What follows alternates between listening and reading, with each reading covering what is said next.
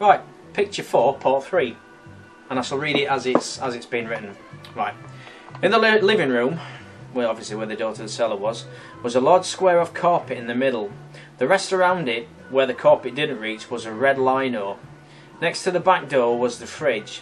To the right of this, along the main back wall, was a yellow enamel table with grey squiggles on it, which sat on thin white metal legs, typical 70s. On the table was a metal tea caddy, which we still have today, a sugar bowl with little glass feet, and a tea cosy.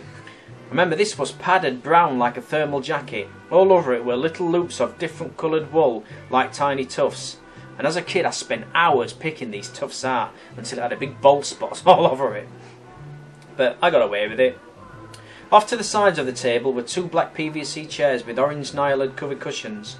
I would like the smell of these when they got warm by the fire. I used to lay on with my head on so I could curl up on them with the heat from the fire, the coal fire coming. Brilliant it was.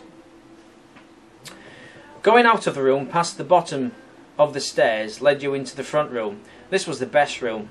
All the best ornaments were in here, and furniture. Down the back wall ran a long brown unit. 2 drawers ran down each side with a cocktail cabinet door in the middle. In the cabinet were kept different bottles and glasses. I remember little rum glasses with pictures of ships on. One of these contained little cocktail swords of different colours. Later on, my dad cleared this cabinet out and put a record deck in it, in it with like little speakers that he built at the side. In front of the fire was a settee. For the life of me, I can never remember what this looked like. I can't remember the settee. Anyway, a chair to the right was placed right next to an alcove. Built into this were shelves full of books, mainly Reader's Digest. Me and my brother would look through these for the cartoon pictures. Each like little subject always had like a tiny cartoon square picture that appeared at the side of the Reader's Digest books. For some reason, we'd spend hours looking for them, trying to find all the different ones, which appeared on every other page. This always... Hang on a second, I've just lost where I was. This was also the place where we had our Christmas tree at Christmas. It was a barrel covered in tinsel which became more anorexic each year. Tinsel just got skinnier and skinnier, it did, bless it.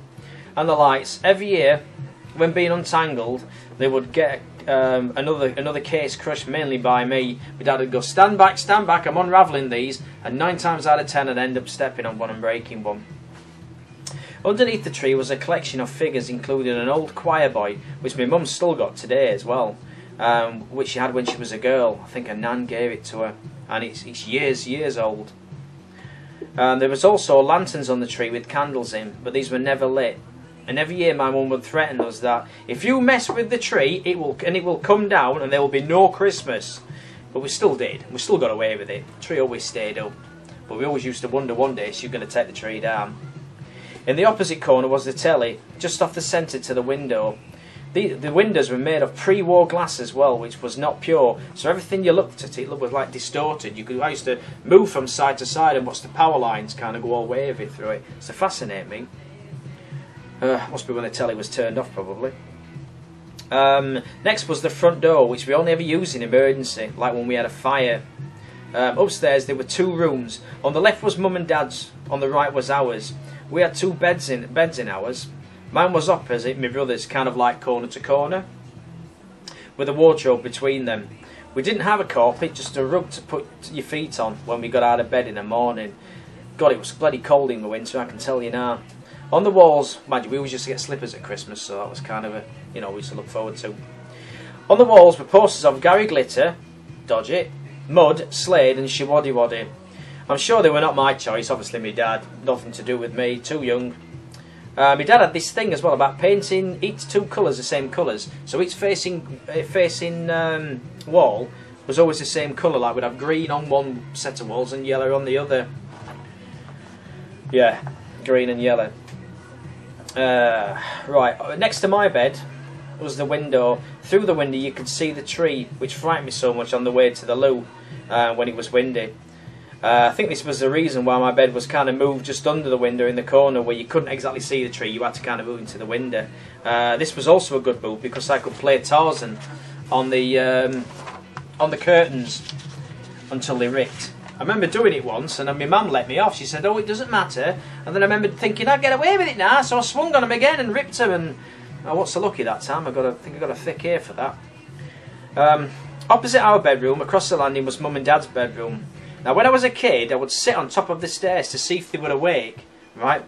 And one way I could find if they were awake was to smell the smoke, because he's smoking bed, the smoke underneath the door. And if I could smell that, I knew they were awake, so I knew they'd be getting up soon. It's just really weird thinking about it now, but that's what used to happen.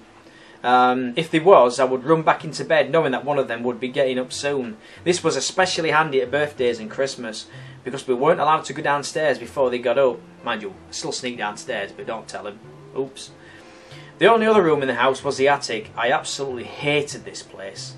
A small bit of landing which ran adjacent to the stairway, with the stairs going down, was the stairs going up to the attic. One step led to the door, which opens outward onto the landing. As soon as you got near this door, you could smell the dust and musky cold smell which hung in the room. A handle pulled the door open. The catch would click, and you would have to step off the step to open it, and step backwards. I don't remember if there was a light or not. I can't remember because I never went up at night. I never went anywhere near it at night at all.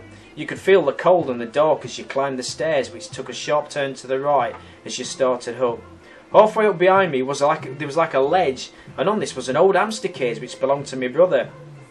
My mum and dad bought him this hamster, and I can remember it. When she got it, they brought it home and they found out he'd only got 3 legs, so they had to take it back and get another one before. Strange what sticks in your mind.